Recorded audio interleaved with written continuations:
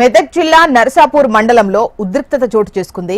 తమ అభ్యర్థికి vote వేయలేదని BRS కార్యకర్తలు కాగజ్ మద్దూర్ గ్రామంలో ఓటర్లపై తిరుగుబాటు చేశారు. ఇళ్లు, షాపులపై బీఆర్ఎస్ కార్యకర్తలు రాళ్లు రువ్వారు.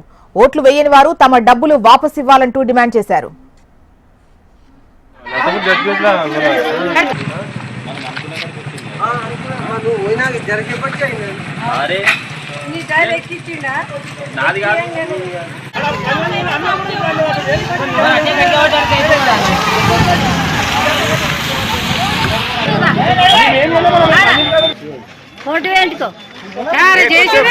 మౌనం పాటించండి అందరు చేశారు.